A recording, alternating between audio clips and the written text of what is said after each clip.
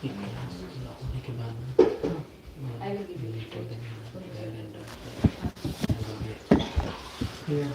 So, did you do homework? Yeah. Okay, Madhav, you're first up. Okay, so the homework was do an extended study on the mode of goodness. Yes. And go to the index and find 10 verses that like explain the mode of goodness more. Mm-hmm. So my first verse is 14.18. So those situated in the mode of goodness gradually go upward into the higher planets, into the higher, Higher planets. yeah, higher planets. And verse number 2 is 14.16. The pious action, the result of pious action is pure, and it's said to be in the mode of goodness. So the pious action is in the mode of goodness. And we have 18.23. That action is regulated, which is performed without attachment, without love or hatred, and without desire for anything else. That's also the mode of goodness. I think I used this in my last homework. Yeah. Okay. And then 14.6, the mode of goodness, being purer than the others, is illuminating and it frees one from all superb reactions. And then 18.33, determination which is unbreakable, which is sustained with steadfastness by yoga practice, and which thus controls activities of mind, is determination in the mode of goodness. Okay. And 6.17 is he who is regulated in his habits of eating, sleeping, recreation, and work can mitigate all material pains by practicing the yoga system. Yoga is referring to bhakti yoga. Yeah. Yeah. Then 17.8.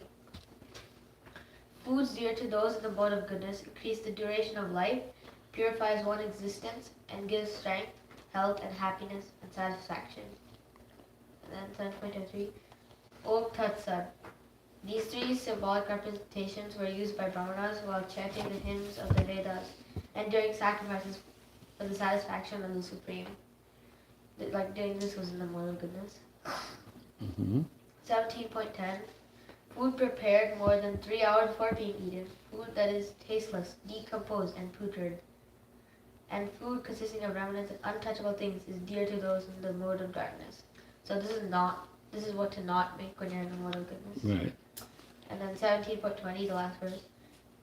Charity given out of duty, without expectation of return, at the proper time and place, and to a worthy person, is considered to be in the mode of goodness. Okay. Yeah. Good. Thank you. Anybody else? I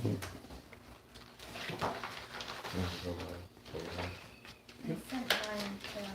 What? I sent mine to the. My cell phone?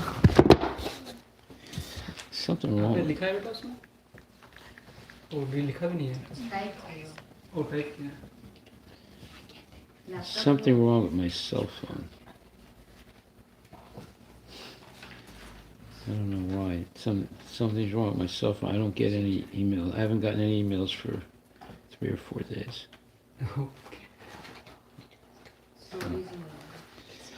Can you text it to me instead of sending it to the email? Text it by your phone to my phone. Those I get those still. Did your password to the email change? What? Did your password to the email change recently or? Yeah. Yeah, then you should re-enter the. You have to go to the accounts and then re-enter the password. Okay. It's there in the. I can. Or we can do this after the Let's do it after the class.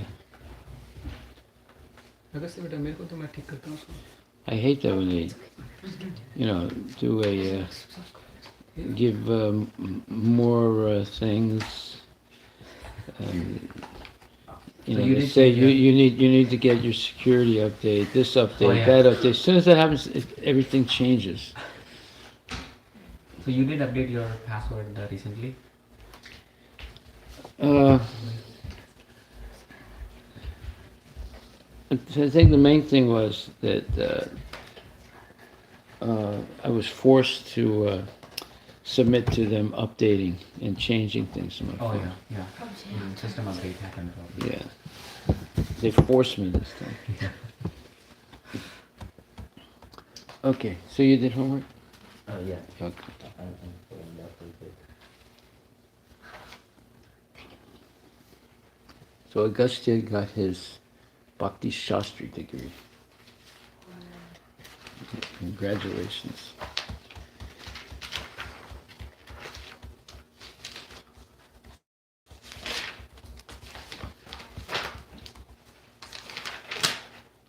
Okay, so the homework was to add on to last week's homework and extend your essay about the mode of goodness.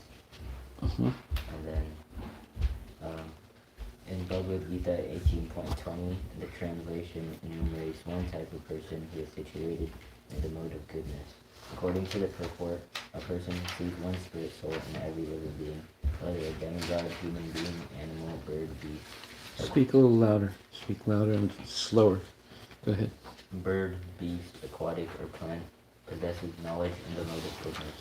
In addition, the purport explains that the vision required to perceive the supersoul or superior nature in every living entity is the same vision that allows someone to behold the world in the mode of goodness. Regulated occupational duties performed in the correct way are considered to be activities in the mode of goodness.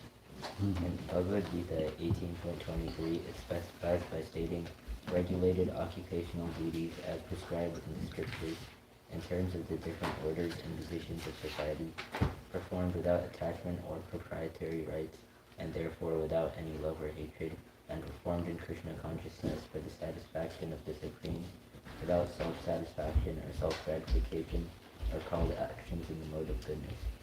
If someone performs his prescribed duties with regulation, according to the scriptures, and without material desires and emotions, making sure to dovetail his actions to Krishna, he is performing his duties in the mode of goodness. In one of Prabhupada's morning walks... Yeah, can you give the references also? Oh, yeah. Should I say at like the end? No, do it as you read. Yeah, so far I used Bhagavad Gita 18.20 and 23. Mm-hmm. And then in one of Prabhupada's morning walks, he elaborates on another definition of being in the mode of goodness. He said, a mode of goodness, if he thinks that he is happy, then he is a fool. The mode of goodness means one must know that we cannot be happy here. That is the mode of goodness. And if he thinks, I'm happy, then he is not in the mode of goodness, he is in the mode of darkness. Additionally, in a discussion about the Srimad Bhagavatam 6.1. So where was that morning walk? Do you have the exact reference? I might have the link. There wasn't Okay. like a specific title. So you do that at the end. Okay. The next one? Additionally, in a discussion about the Srimad Bhagavatam 6.1.41 to 42, Prabhupada says, purified. Goodness is purified, but this material world is so made that you cannot have come here absolute goodness. That is not possible. There is, sometimes it is mixed with passion, mixed with ignorance. Therefore, the transcendental stage is called Shuddha Sattva. Sattva Guna is goodness, and the platform where the other qualities cannot contaminate even the quality of goodness. That is the stage of devotion. That is confirmed in the Bhagavad Gita. In Srimad Bhagavatam 11.13.4, it states that there are 10 items that could be in the mode of goodness or be polluted by an inferior mode of nature.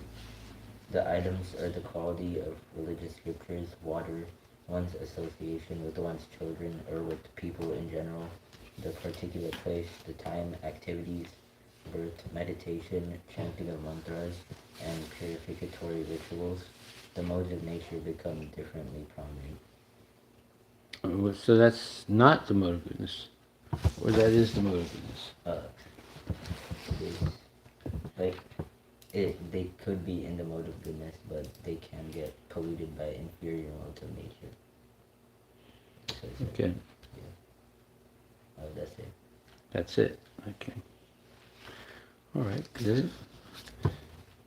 You did? Yeah. Good. I forgot to write down the verses as I was going.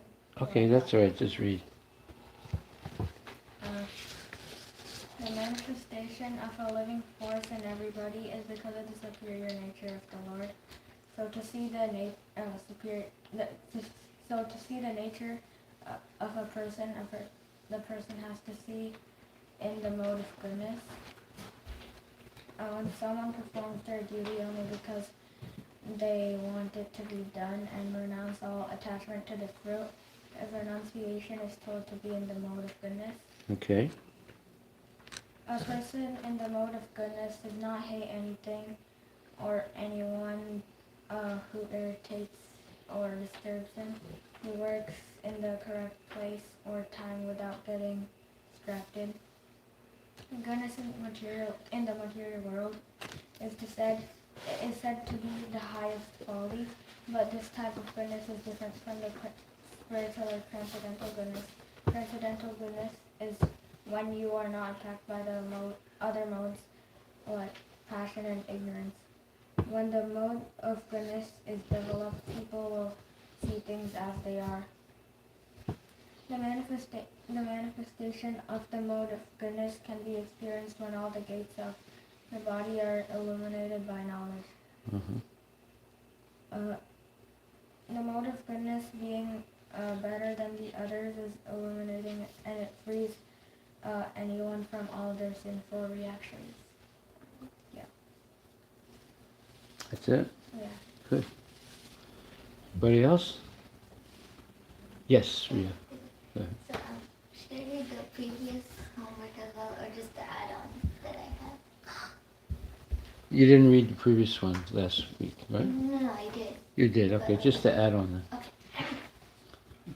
So, the homework was the symptoms of people and activities in the mode of goodness, but like with more explanations from other parts of the Bhagavad Gita. So, from Bhagavad Gita chapter 14, I got few points. So, the mode of goodness is purer than the other modes, and it's illuminating, which means it gives the person a higher sense of knowledge. But the problem with this mode is that people receive happiness and knowledge, and thus they get conditioned by feeling proud. Although the mode of goodness is the highest mode out of the three modes, it still binds the jiva to the material world. When one dies in the mode of goodness, they will attain the higher planets. But that is also temporary, so the person will fall down again. The fruit of pious activities are pure, also in the mode of goodness. But these activities add on to the karma. From the mode of goodness, real knowledge develops, and then in the mode of goodness, one is ripe for transcendental knowledge. And then I got some points from Bhagavad Gita, chapter 17. Strong faith in the Lord comes from being situated in the mode of goodness. But people in the mode of goodness are more inclined to worship the demigods.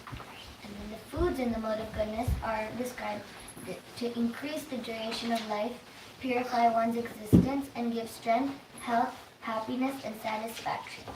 Such foods are juicy, fatty, wholesome, and pleasing to the heart. And sacrifices in the mode of goodness. The sacrifices performed according to the directions of the scriptures as a matter of the duty, and by those people who don't desire the fruit of their actions. That's in the nature of goodness. And the austerity of the mind, body, and speech performed with transcendental faith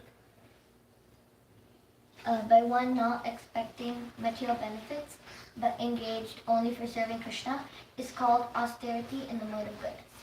And charity given out of duty without expectation of return without expecting anything back and to a worthy person is considered to be in the mode of goodness.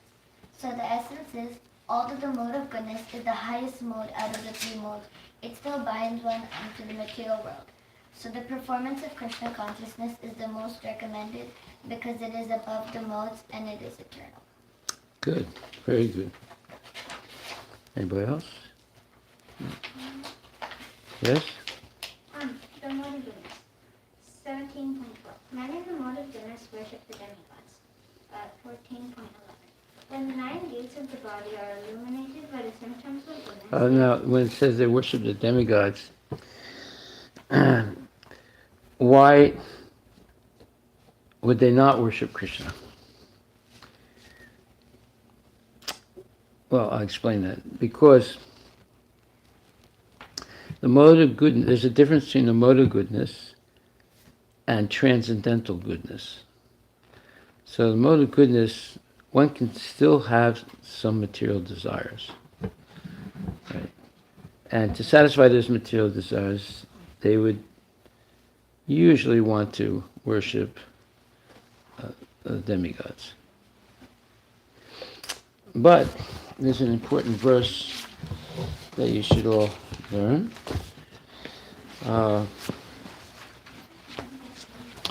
That says, let me just find it.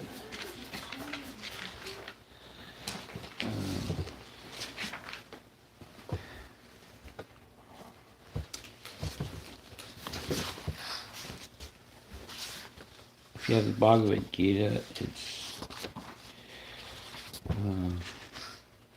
third chapter. I'm sorry, fourth chapter.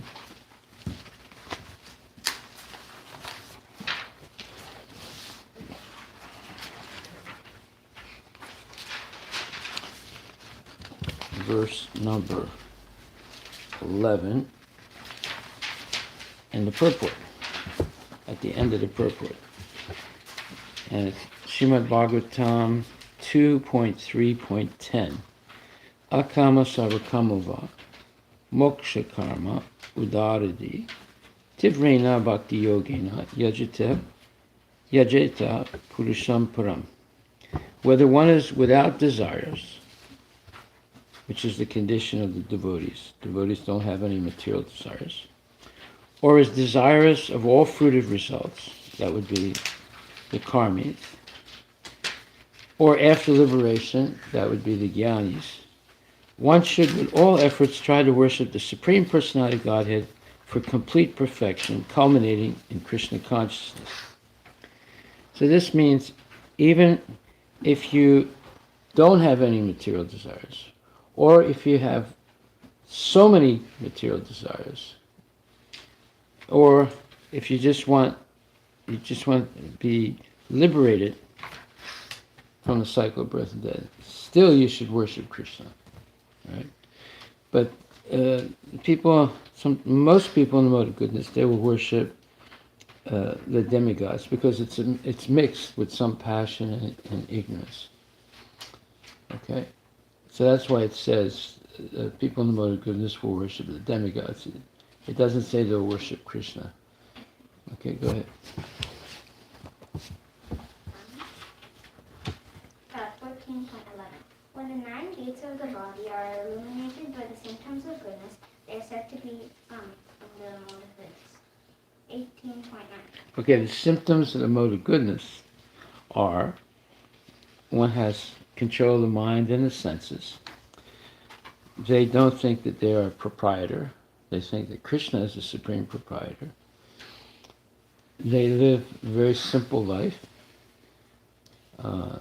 And they give in charity.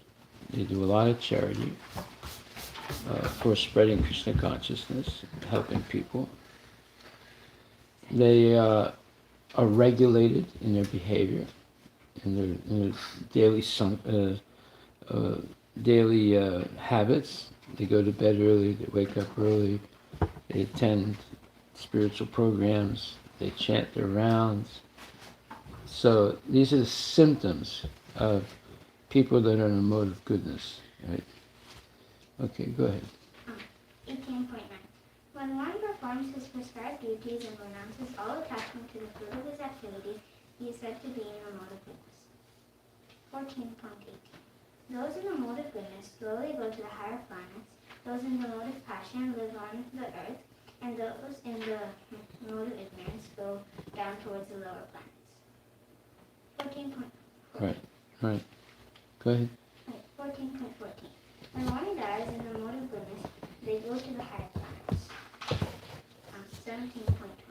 So in other words, to go to Krishna Loka, you would have to be in the transcendental mode of goodness, where you're not there's no mixture with passion and ignorance. There are no material desires, only desires to please Krishna. And one is completely regulated to be always hearing and chanting and preaching about Krishna. Those are the people that not interested in going to the higher material planets because that's still in the material world. They go back to Godhead. Yeah, go ahead. 17.1. One who gives charity out of duty without expecting anything in return at the proper time and to a worthy person is in the mode of goodness. 14.1. A person in the mode So when we give out goodness cookies or burritos that are prasadam, or the food truck, we're giving out prasadam, that's a charitable thing to do. In fact, one lady just wrote me a letter, email. Let's see. I'm going to read it real quick.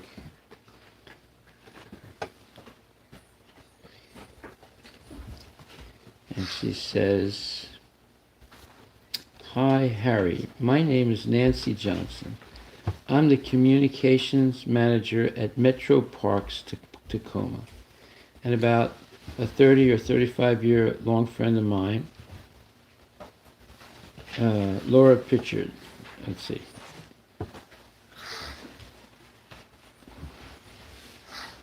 "I want to thank you for offering to bring your food truck and to be part of our community celebration at Swan Creek on the 30th. I guess it's the 30th, of April. It's this next week. There's a few things that I need to talk with you about. I realize that you're providing service that's free of charge, which we absolutely cannot believe. I know you do that routinely for the community, and it's just such a wonderful, powerful thing.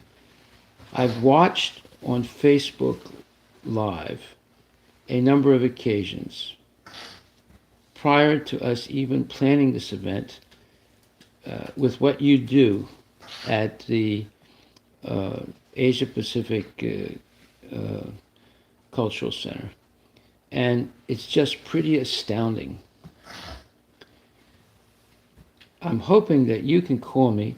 This is actually my personal number and probably the best number to reach me." And so she keeps saying other things. But you see, this is charitable work. And people are amazed by it, that we're doing this type of charity. And they appreciate it very much. So that's in the mode of goodness, where you're not expecting to make any money. You're not engaged in business. You're engaged in pure charitable work to help people. All right, go ahead. 14.9. A person in the mode of goodness is satisfied by his work. 14.16. In other words, why is the person satisfied? Because they do not think that they are the proprietor. They think that they are the servant of Krishna. And by practicing Krishna consciousness and serving Krishna, it gives them complete satisfaction. They don't have to be, people who are never satisfied with what they have, they want to have more and more and more. They're never satisfied. They're always disturbed, right?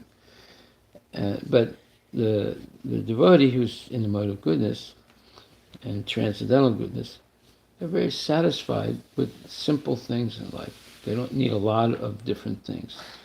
Just a few good things, and they're satisfied, and they have plenty of time for Krishna consciousness. Right? They work honestly. They never lie. They never cheat. So when you act like that and do that, your mind is always peaceful, and you're not worried about anything. Okay, go ahead. 14.16. The result of pious action that is pure and is in the result of pious action that is pure is in the mode of goodness. Okay. 17.2.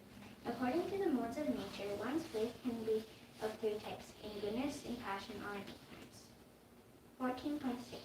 Those in the mode of goodness become conditioned by a sense of happiness and knowledge. 18.23. An action which is performed without attachment, without love or hatred, and without desire for fruitive results is in the mode of goodness. Very, very good. I mean, you went through point by point of the index, and you noted it down. Very good. Thank you. Anybody else? Yes? Is the word, right?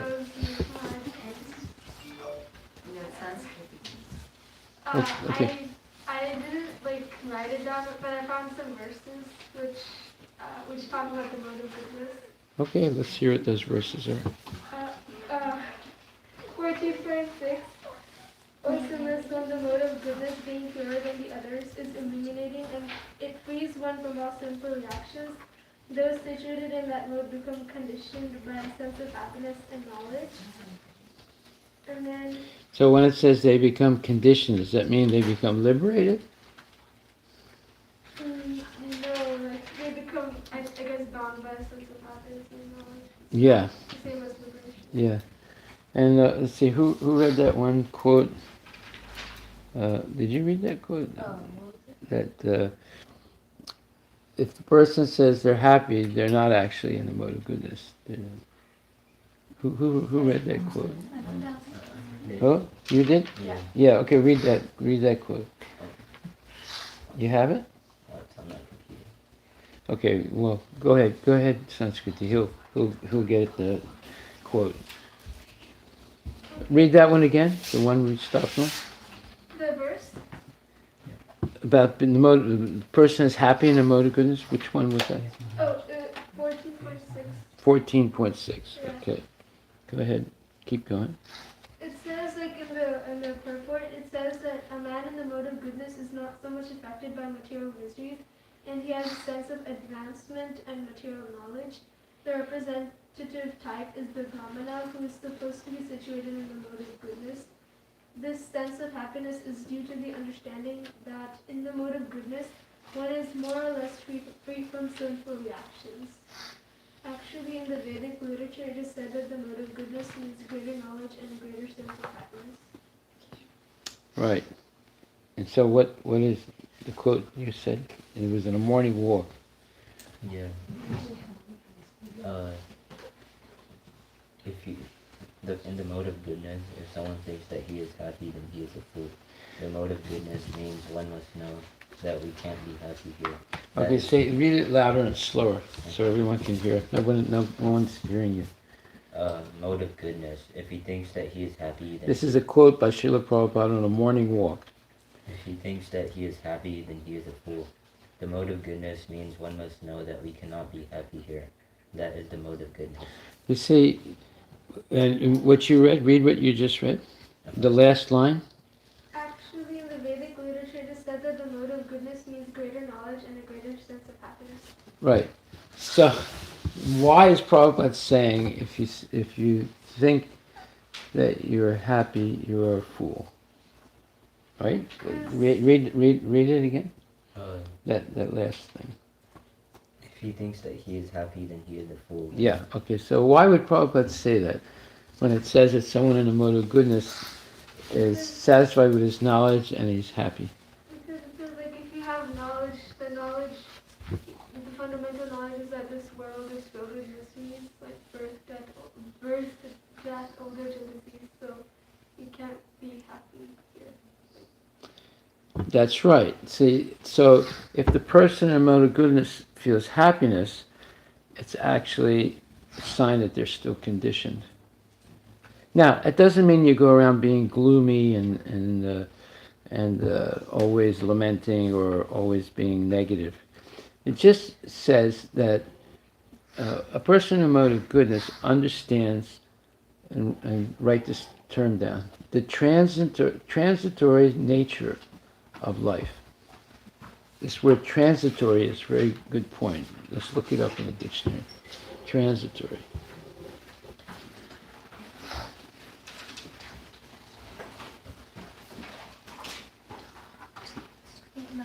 Not permanent. What? Not permanent. Exactly. See? So a person who has knowledge, real knowledge, knows that nothing is permanent in the material world. And therefore, they're pessimistic about material life, but very optimistic about spiritual life. It's not that they're just pessimistic about everything. Pessimistic means you're not happy with, or you have a negative feeling all the time. The devotee realistically knows that material life is transitory. It's not permanent, and things can end at any time. Right? Yes. What was the phrase that you said? That material life is transitory. Transitory. Is that right? Yeah. Yes. Transitory means non-permanent. So the devotee realizes that material life, everything in material life is not permanent.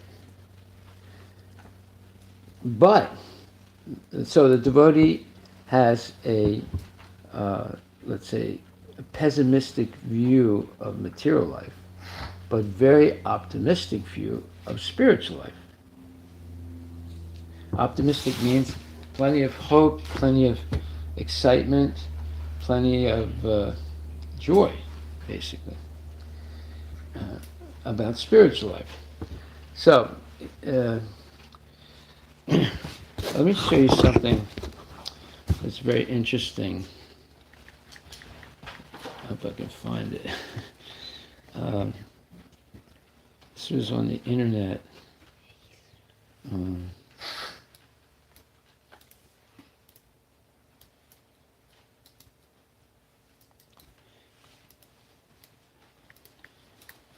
This is a Hare Krishna woman in Ukraine.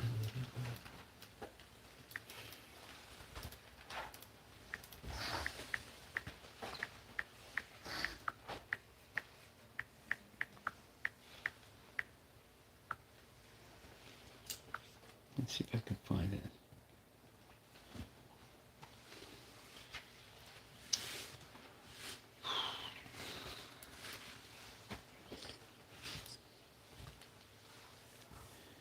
Okay.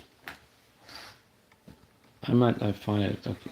I'm not going to waste the time. Anyway, there's a Ukrainian devotee woman whose house was bombed, and she ran out as fast as she could to save her life and didn't take anything with her, right? Just her clothes. And somehow or other, she didn't die.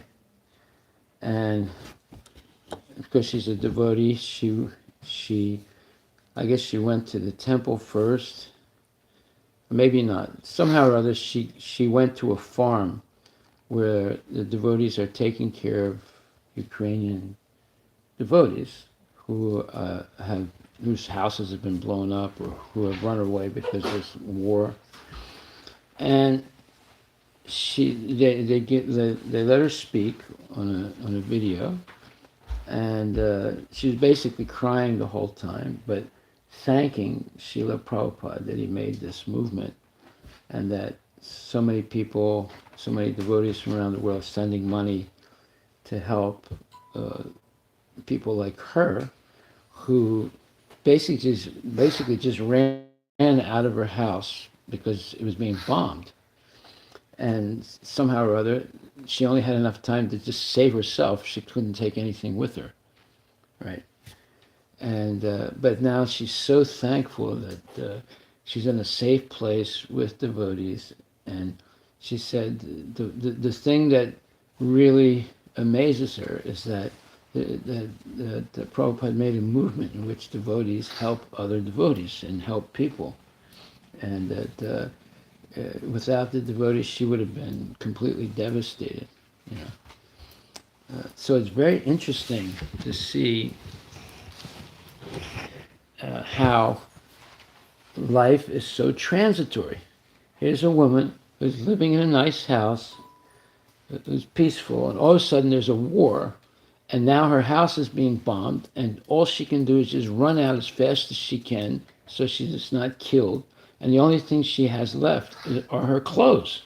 And she said, when I came to the farm, the first thing they gave me was soap. She said, I haven't had soap for 3 weeks. You know, and I was able to take a bath, and they gave me some clothes, and gave me a place to sleep, and they gave me food.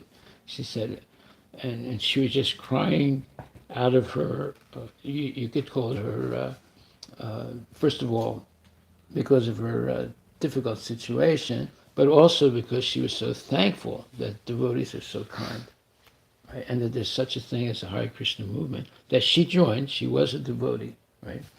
So you see, that's why I say a devotee is understands the transitory nature of the material world. At any moment, something can happen, and your whole life can be shattered. Right? Like you can have an accident, you can have a heart attack, you can, make a mistake. Just like Adi Devi made a mistake, and the oil that he was using to boil something fell all over him, burned him seriously, right? And fortunately, it didn't go into his face. So you see, at any moment, something can happen in the material world. That's the nature of the material world. So a devotee is very pessimistic about the material world because he knows it's very transitory, but very optimistic about spiritual life. Right? Now that doesn't mean you can't function in the material world, but the devotee understands if you follow the regulative principles, chanting and all these different principles, especially things that you shouldn't do and things that you should do, then Krishna will protect you.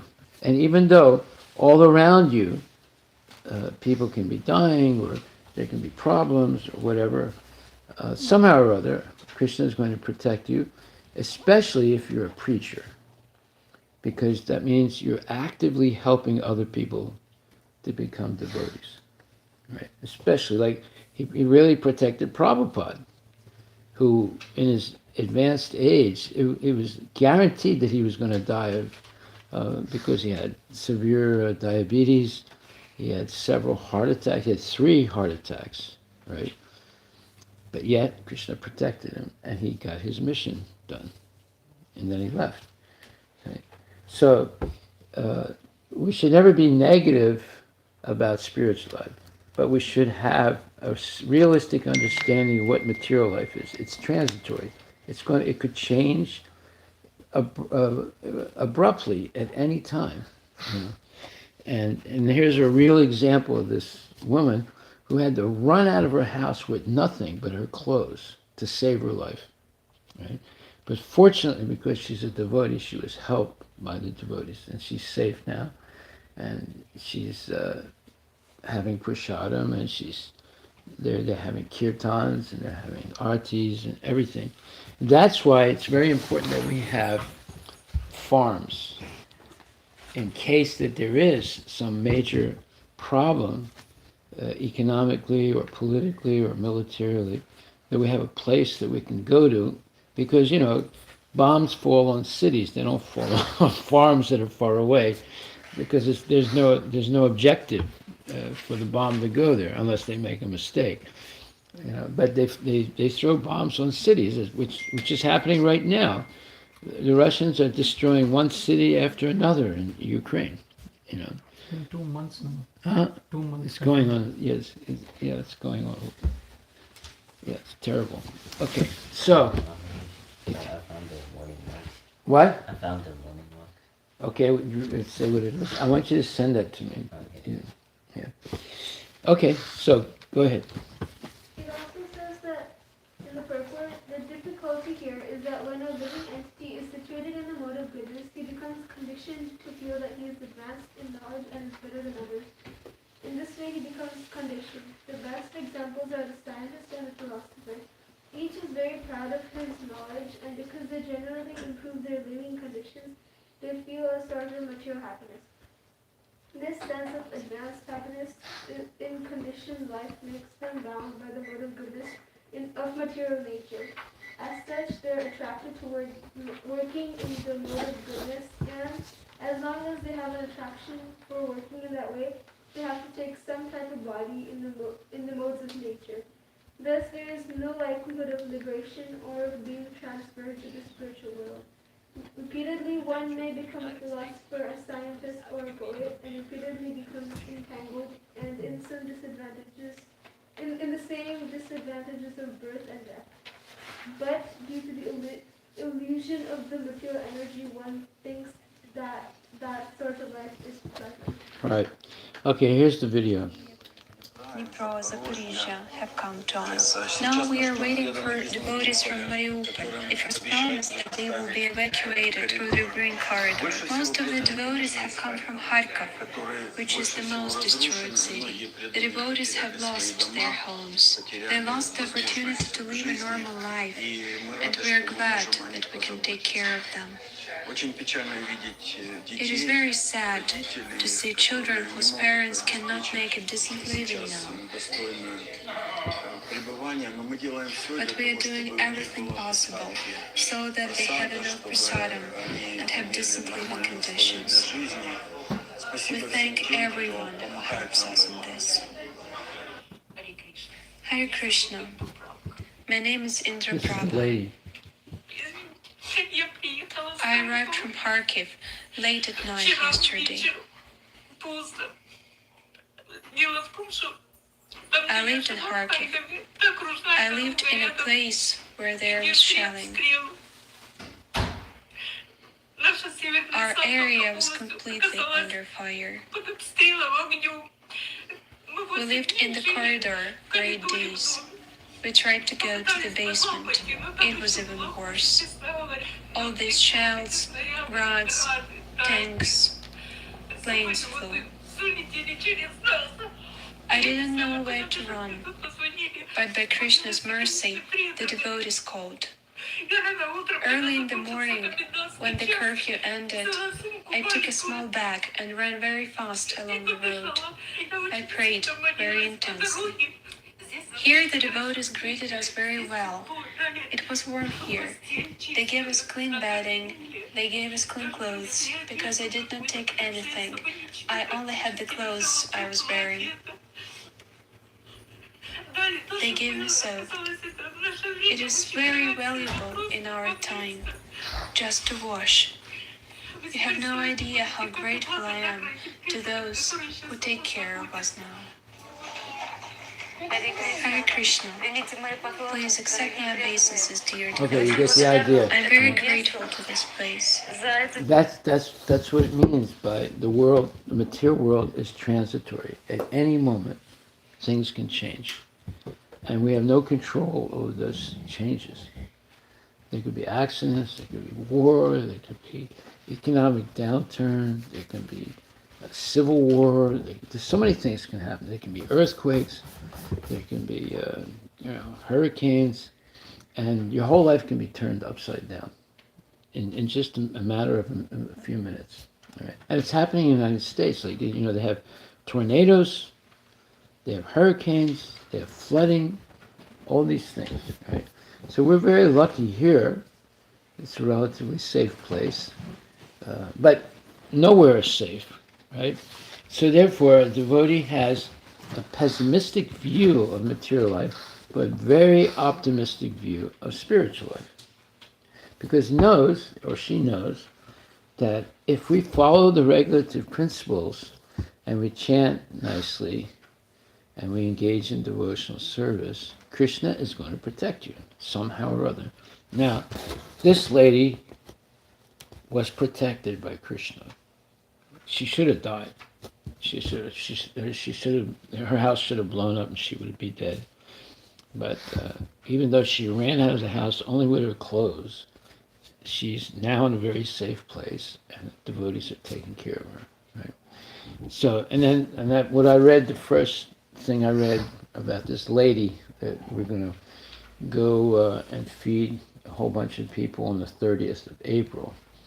She's really appreciates. She can't even believe we're willing to do that, right, for free. So this is what Krishna consciousness is all about. It's about doing good to others. It's called para upakar. Write that down. Para upakar. P-A-R-A-U-P-A-K-A-R.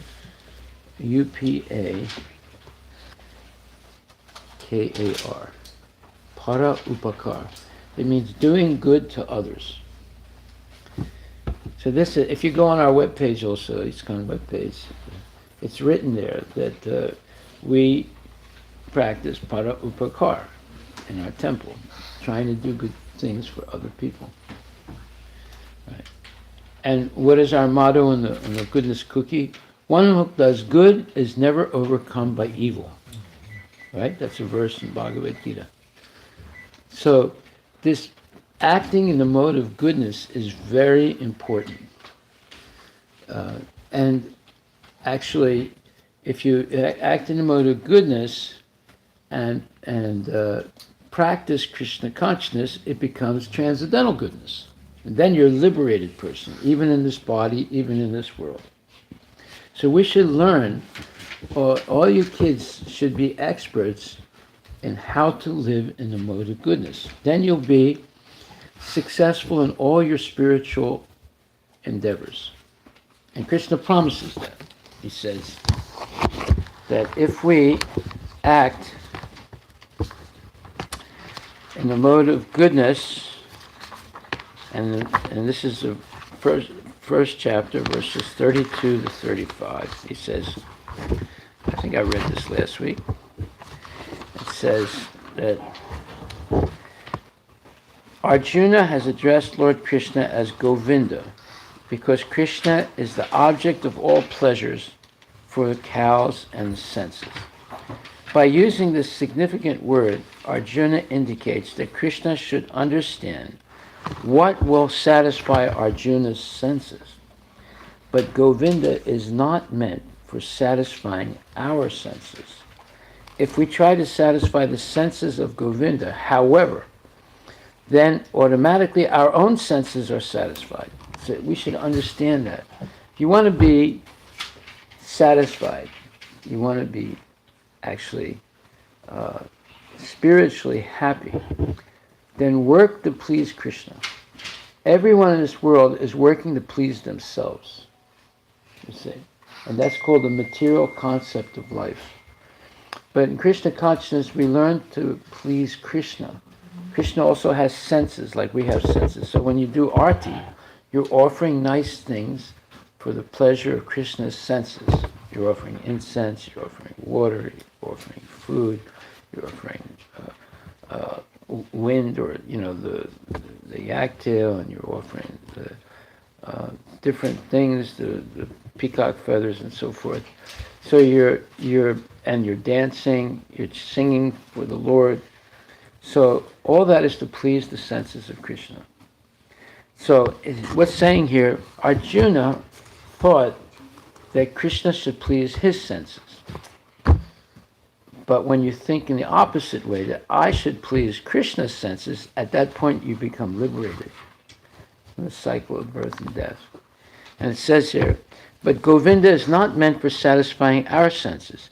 If we try to satisfy the senses of Govinda, then automatically our own senses are satisfied, because we're part and parcel of Krishna. So if we satisfy Krishna, then we'll be happy also.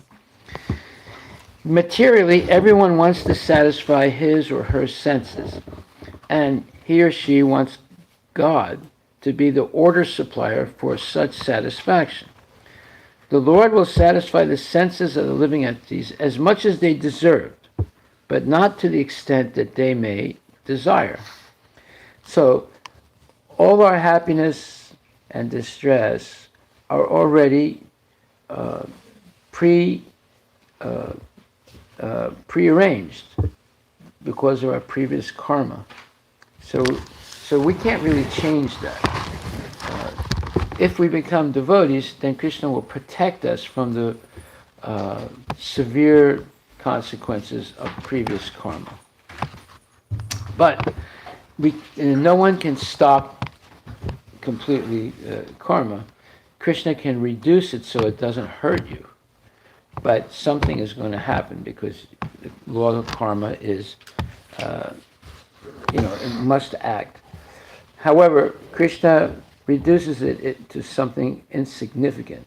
If you were destined to die early, then you might get a broken arm or a broken leg or some wound, and you don't die, right? Because Krishna is protecting you.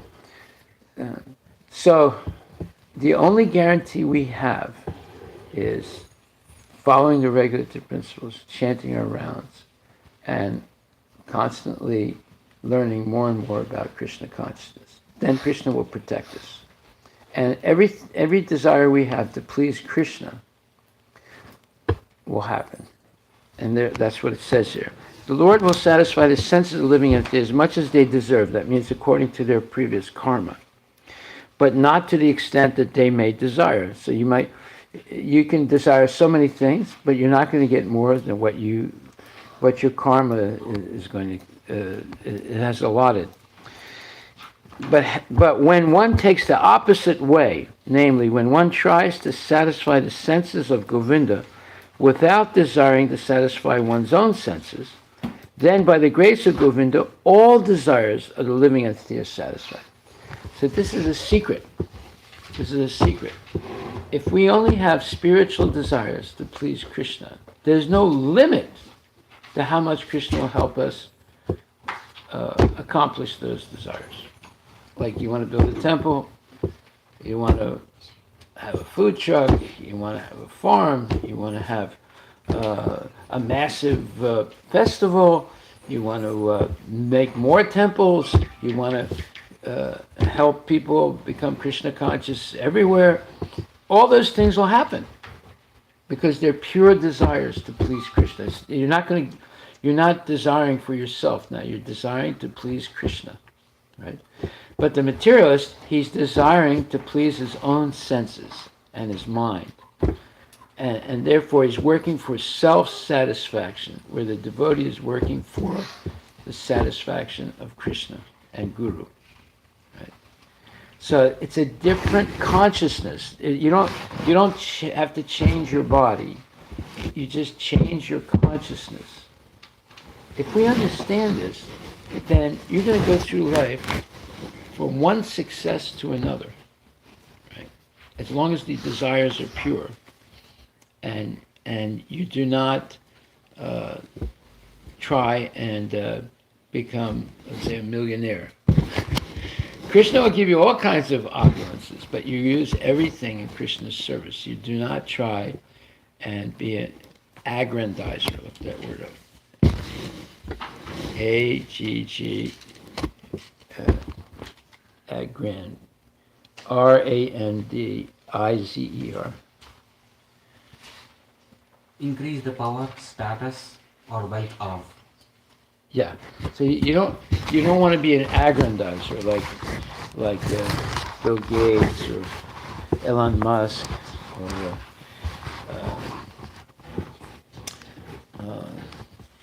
Zuckerberg or any of these people. You don't want to keep increasing your wealth, your fame, and things like that. You want to be a very humble person, but completely dedicated to Krishna and simply doing good things. One who does good is never overcome by evil. We should understand that. And becoming overcome by evil, what happened to this poor lady, that was evil, right? But she survived. But a lot of people are not surviving in Ukraine. They're being killed right now. Thousands and thousands of people are being killed right now. This lady survived. Why? One who does good is never overcome by evil. Let's repeat that.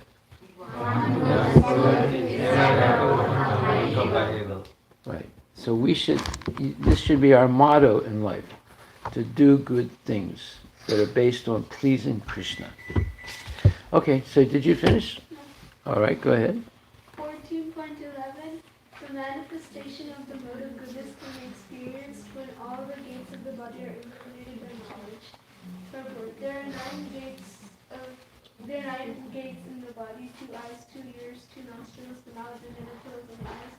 When every gate is illuminated by the symptoms of goodness, it should be understood that one has developed the mode of goodness. In the mode of goodness, one can see things in the right position, one can hear things in the right position, and one can taste things in the right position. One becomes cleansed inside and outside. In every gate there is development of the symptoms of happiness, and that is the position of goodness. And then, Okay. and then 14.12. 14.14. When one dies in the mode of goodness, he attains to the pure higher planets of the great stages. Okay, we discussed that. 14.17. From the mode of goodness, real knowledge develops. From the mode of passion, greed develops. And from the mode of ignorance, develop foolishness, madness, and illusion. Okay, you know anybody who's greedy? You know anybody who's greedy? Greedy means they always want something, you know.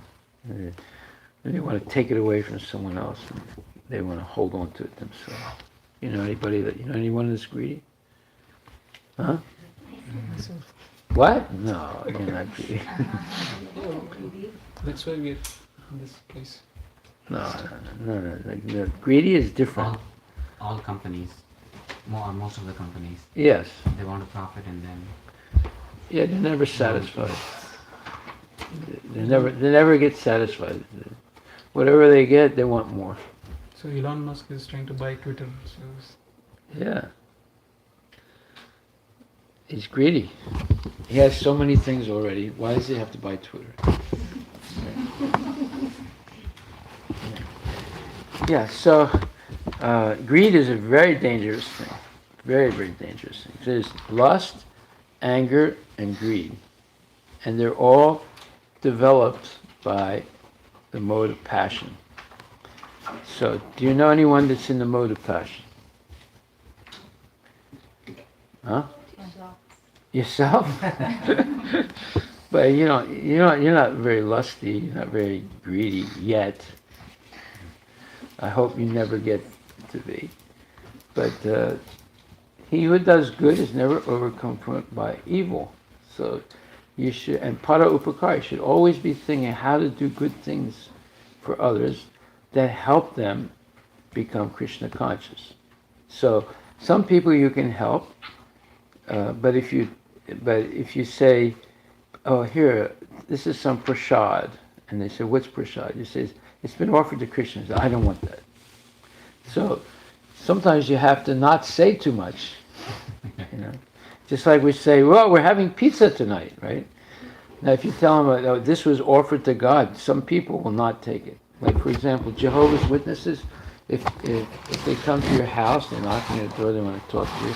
If you say, well, here's a cookie, they say, no, thanks. Because why? They know, they've been told, don't accept any food from the Hare Krishnas. Yeah. Why? Because they offer it to some so-called god, and therefore don't eat that food. That means that they're demons, the Jehovah's Witnesses. They're not actually devotees. So sometimes you have to not tell people too much in order to give them prasadam and for them to accept it. So we don't say too much on the food truck. We just say free food. We don't say, we've offered this to God, and if you eat it, you'll become a devotee. Then no one will eat it. I was serving at the food truck in probably last summer. Yeah.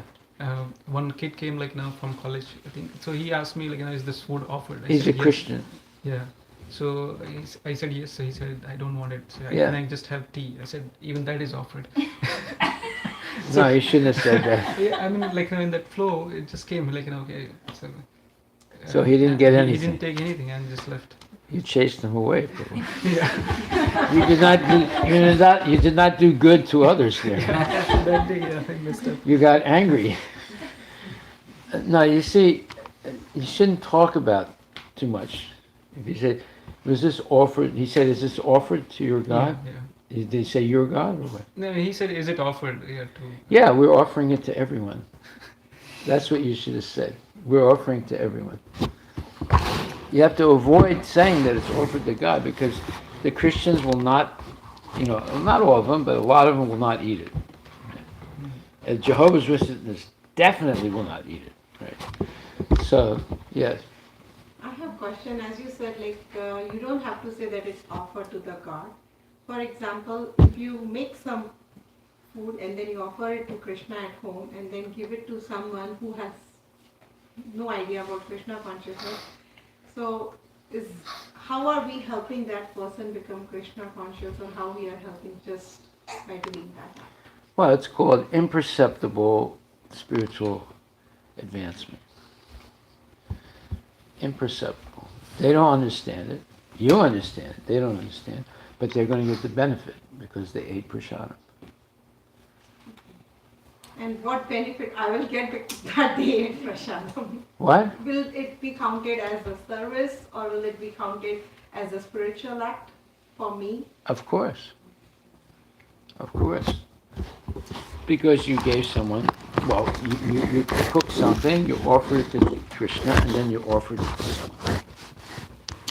You don't have to tell them it's prasadam. Why? Because if they're going to refuse, then you lost the whole purpose. Right? You want them to take the prasadam, even if you have to say something that's not exactly true. Right? So, Maharaj, I have a similar line of question. But isn't it like when Chaitanya Mahaprabhu says, the whole mission is, Tare Dekho Tare Kaho Krishna Upadesh, right? Even Prabhupada is talking about when you want to be like a spiritual, you don't need to have fancy thing, doing all those things, having a lot of knowledge and all, right? You just need to tell that who is supreme, that's it. Simple. It started with like simple, who is Krishna. Just tell them who is Krishna, and then you are a spiritual guru or something like that. So in one of his lectures, he was explaining this fact. So we are actually hiding Krishna's name. We are hiding all those things just to make them happy. So No, it's not to make them happy. It's because we feel, I mean, they are not uncomfortable if I tell that, okay, you just prasadam offered to Krishna. So we are scared of, oh, he might feel bad, right? No, we're not scared. See, some people want to know more because they're interested in spiritual life. Some people will not accept anything if it has to do with God. So you will not achieve your purpose if you say it's offered to God, because those people will immediately refuse, just like what happened. He gave you an example, right? So what we're doing is we are distributing to everyone, and we're not preaching directly. We're indirectly preaching. We know what this is. We know it's been offered to the Lord, and it's prasadam. And if someone takes prasadam, they are going to be benefited. So we're trying to help people get the benefit of eating prasadam. Now, some people will say, look, you guys are very kind. You come here on time every 4 days a week, 5 days a week. And why are you doing this? And then you can talk, because he asked you a question, right? Then you can talk. We want to help people understand that there is a God, and God is a kind God, and that He's offering benedictions to people in different ways by chanting and dancing and taking this holy food. That person is willing to hear because he's asking you a question. But there are people who are not willing to hear anything. And if you say something, they're going to walk away, and they're not going to get any prasadam. So that's called imperceptible spiritual advancement. That's what we're doing at the food truck. We're giving imperceptible spiritual advancement to people who normally would not accept it. So therefore, hook or crook, you're trying to help people advance spiritually. But eventually, they will ask questions because of your steadiness and your kindness and your gentleness and your offering all the time. It's unselfish. Just like this lady. This lady has never come to our food truck, right? But they've invited us to come to an event that they're going to have, and they're very excited, and they can't even believe that we're going to give the food out for free. And she says it's really a wonderful thing, right? So there are people like this, right? Now, if I thought, oh, this food was offered to Krishna, who's the supreme personality of Godhead, and if you don't believe in him, then you're a demon.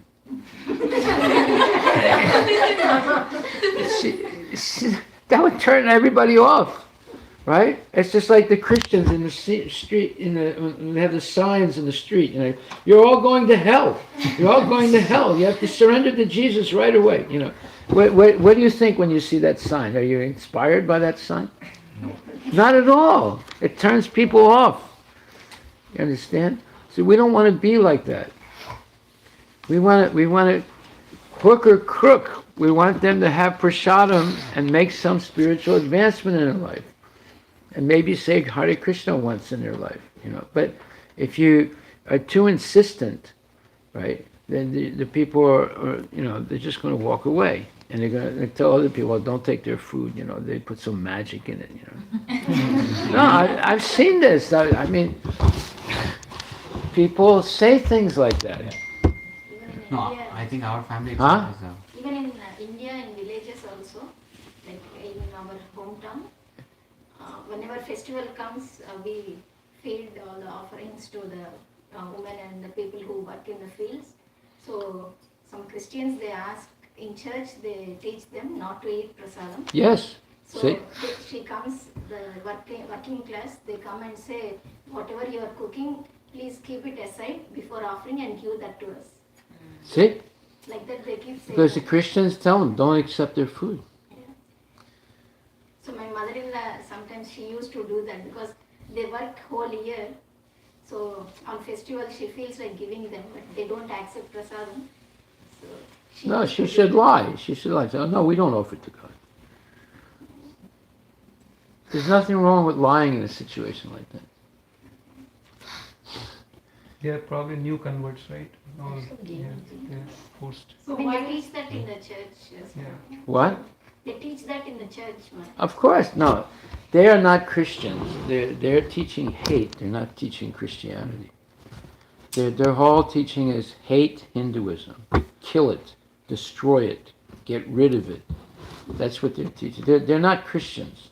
They're not Christians. I'm a Christian. I know what Christianity is. They're not teaching Christianity. They're teaching hatred. Right. So, therefore, you have to hook or crook. Give them prasadam. Tell your mother, lie.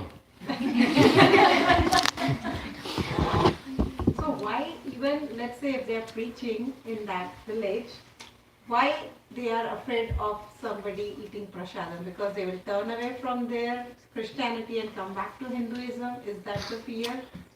They hate everything about Hinduism. Every single thing. It can be prasadam, it can be Vedas, it can be festivals, whatever. They hate it. They want to destroy Hinduism. You understand? I mean, Hindus don't understand. These people are preaching hatred. They send $140 million every year to India to teach people to hate Hinduism. They're not Christians. Real Christians don't preach hatred. They preach love of God, right? So these people are demons. And eventually there won't be any Hindus left in India, because Hindus are like more into making money and spending the money and having nice cars now and this thing and that, and sending their kids to the demon schools and whatever, and the whole culture is being destroyed, and the people are exploiting that. The Christians and the Muslims are exploiting that. So anyway, now I want to take some notes now. You ready? You got your pens and pencils? Okay. So there's this important verse. What? Okay, you can take notes in your computer. The other one. So, Srimad Bhagavatam, 11th canto, 25th verse, 25th chapter, 2nd verse. 11:25:2. Srimad Bhagavatam, 11th canto, 25th chapter, verse number 2. And it says, mind and sense control, tolerance, discrimination, sticking to one's prescribed duty, truthfulness. You don't have to write this down. You just write down the verse, right? Mercy, careful study of the past and future, satisfaction in any condition, generosity, renunciation of sense gratification, faith in the spiritual master, being embarrassed at improper action, charity, simplicity, humility, and satisfaction within oneself are qualities of the mode of goodness. This is your homework for next week. I want you to read that verse, 11th canto, 25th chapter, 2nd verse, right? And then read what it says in the purport.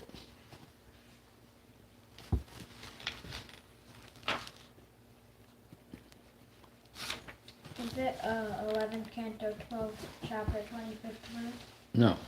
11th canto, 25th chapter, 2nd verse. Oh, okay. 11, 25, 2. Okay, let me look at that right now.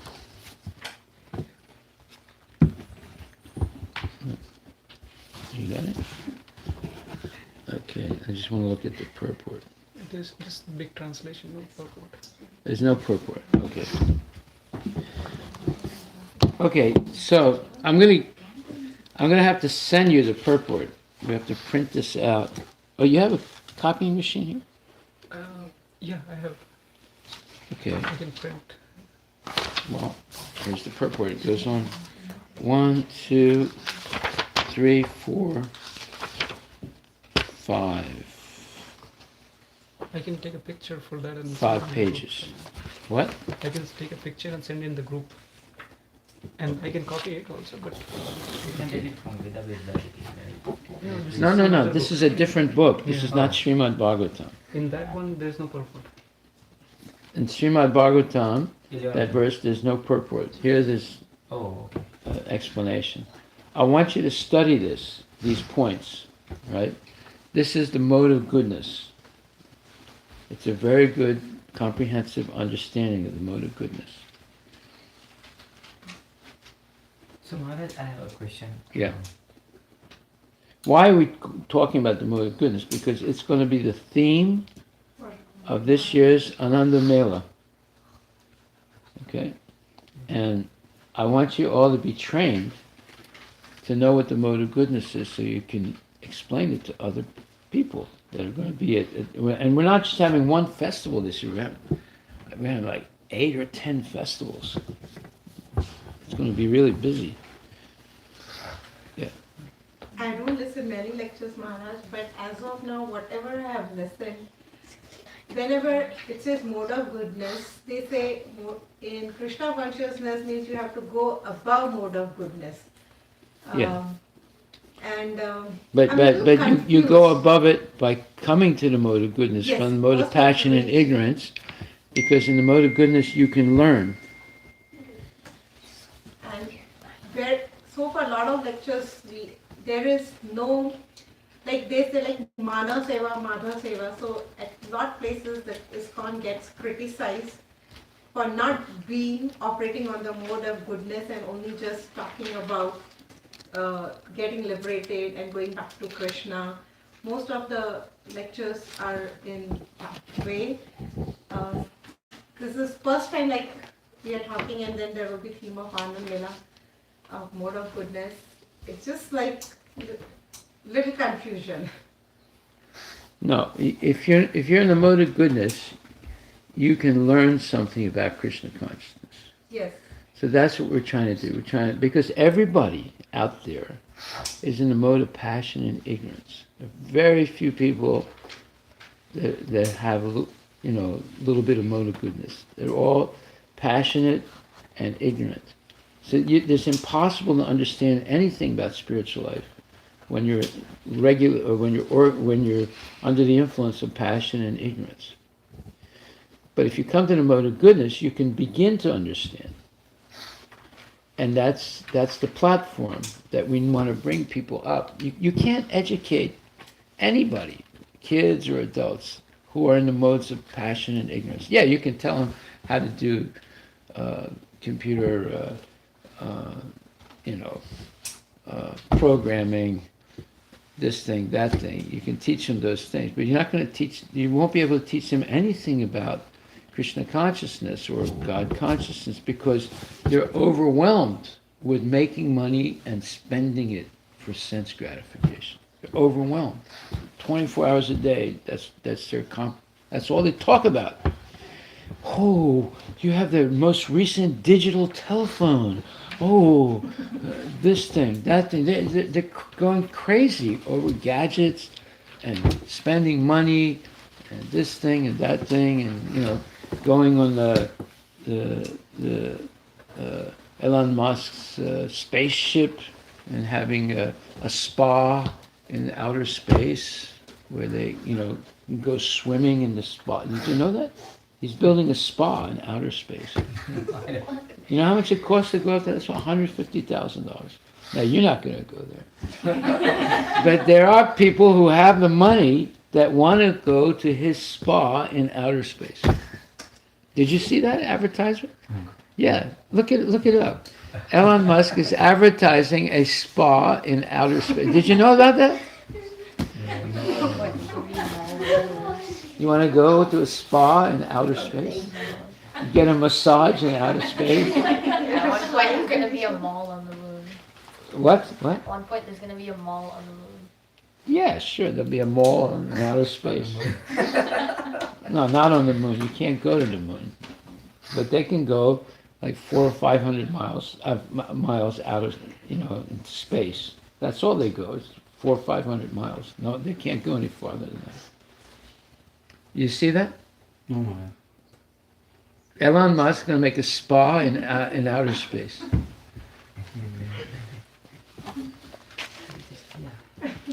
No? No. Oh, come on.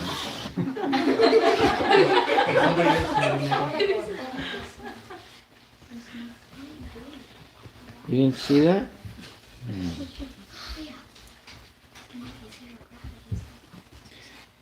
Okay.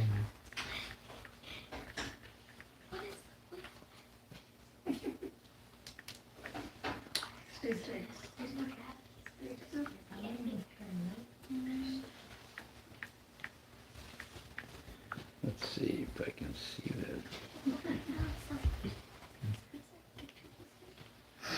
I'm sure he's going to have the same thing in Mars, though. What? He's going to have the same spa in Mars for sure. Because they are very actively building, I think, before 2030 or 2035, before he's going to die, I think they're going to attempt that.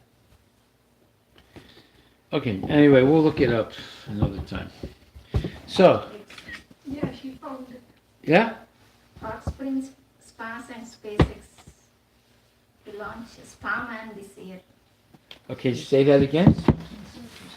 Hot Spring Spas and SpaceX to launch Spa Man this year. Spa Man? Okay, is there a picture? There should be a picture of someone floating up in the air over a swimming pool. What? What's the point? Like, if you're floating above the sea, No, this is all sense gratification. Don't you understand? People will pay $150,000 to go to Elon Musk's spa in outer space. $150,000 to go there. You don't know how crazy people are. Right? Is there someone above a swimming pool? Like Just a rocket picture is there. Oh, it's just a rocket. So he is making a spa in outer space, right? Yeah. You see? It's all crazy stuff. And it's for rich people. It's not just for everybody. And the rich people will do it, and they'll talk about it to their friends. I went to the spa in outer space. It's like Blue Origin. Blue Origin is the SpaceX of Bezos. Oh, okay. So it's called, apparently, it's called as the Orbital Reef, a luxury space hotel. No, that's different. His is a spa. Obviously, they're all imitating each other, right? Yeah. Why is government giving permission? I mean, it's a lot of money. This is business, Prabhu. This is business. You know, you see, as long as they can do things like this, people have faith in science. Right? It's all nonsense. But people have faith in science and they're willing to pay all this money. Would you pay $150,000 to go swimming in outer space? I don't want to go to outer space. Yeah. So this is what material nature is. This is the material concept of life. It's ever increasing sense gratification. And it takes your whole mind away from Krishna consciousness.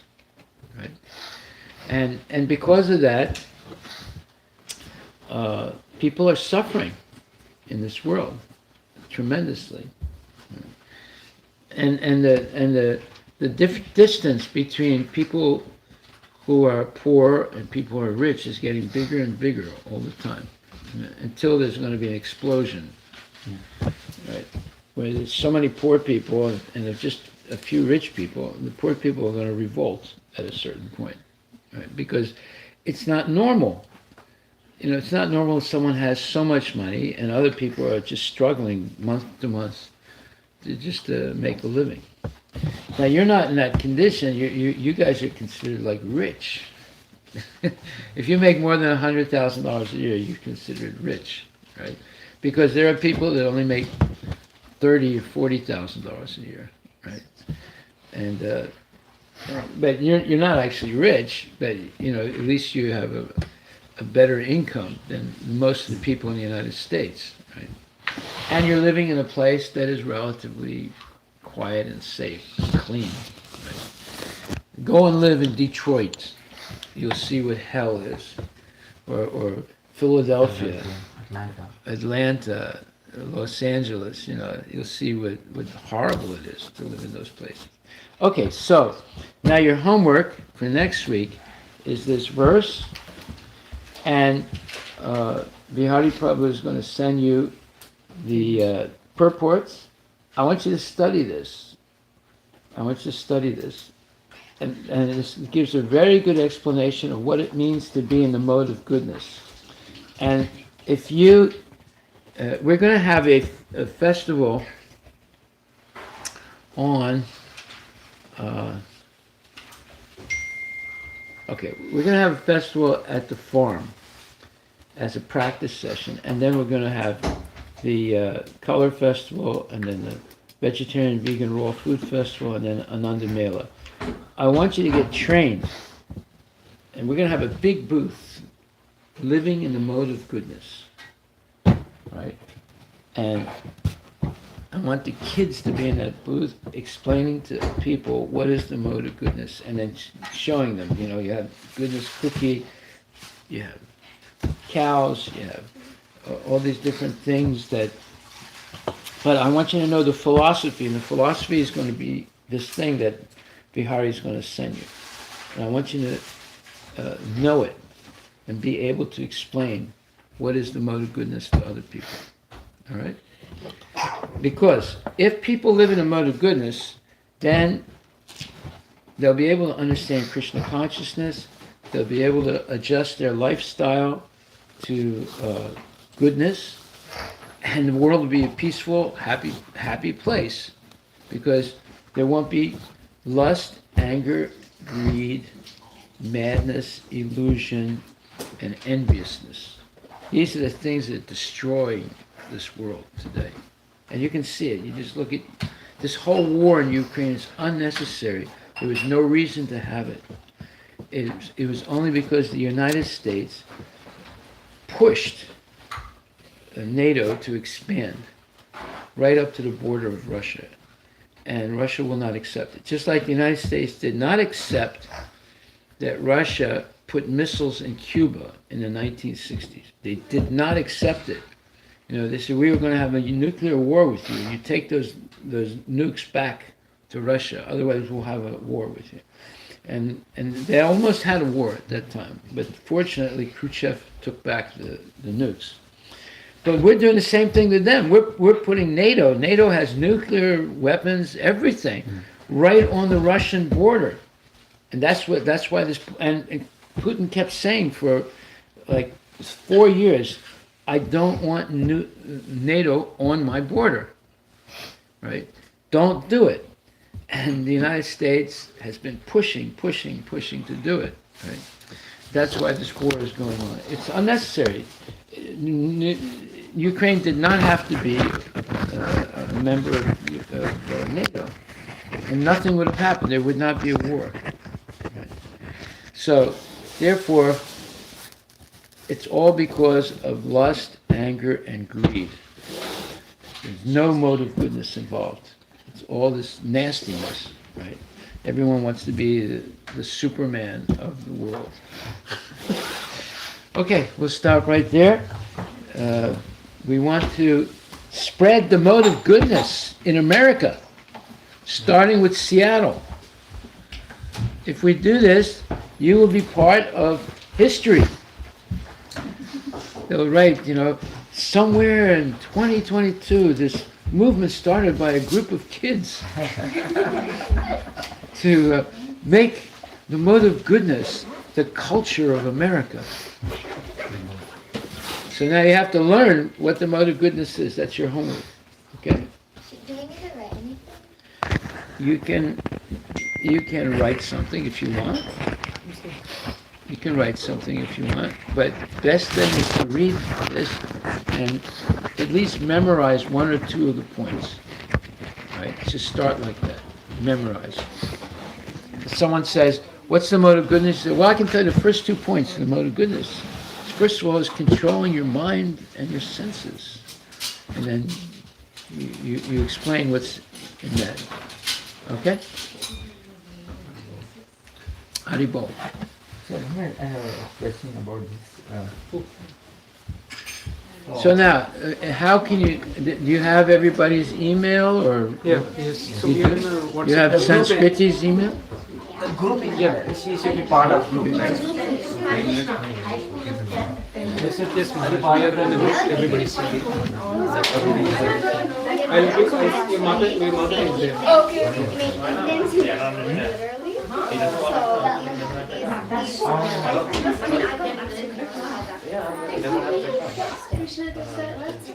Everyone, Prabhuji has questions, so. Is Keshava going to do his homework? Okay.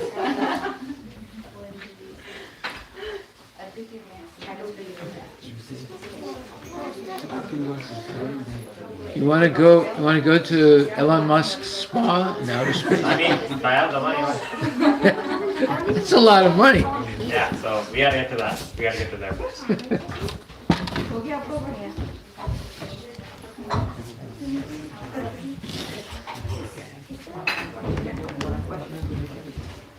So, Maharaj, I had one question. So it is relevant, I don't know. What? So modes, so there is a verse, chapter 3.6. Nahi kashit shanapi jatu tishtantyal karma karyate yavashah karma sarva prakriti jair gunai. Means the translation goes like everyone is forced to act helplessly according to the qualities he has acquired from the modes of material nature. Therefore, no one can refrain from doing something, not even for a moment. So, if this says that everyone is forced to do based on the modes of material nature he has acquired. So, if somebody has by birth born with the modes of passion or mode of goodness or mode of ignorance, everybody will be in different modes. Right? So, it's saying that he is forced to act helplessly. Right? So it's kind of forced on him to act helplessly. Means he really can. So unless somebody has mercy or somebody to make him change, so how he will change? So back to Krishna consciousness. That's the point. The point is, you can help people supersede or go beyond passion and ignorance to goodness and change their life. That's the whole purpose of Krishna consciousness. You can only learn spiritual knowledge in the mode of goodness. You can't learn it in passion and ignorance. So the whole culture today is based on passion and ignorance. So we want to base it on goodness. Because at least that's close to Krishna consciousness. That's why we want to learn about this and how to explain it to others. This one is the kachori, aloo kachori was we tried today.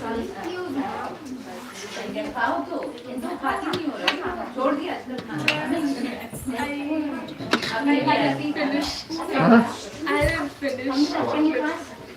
Okay, write it out. You write it for next week. I got these 2 checks in the mail.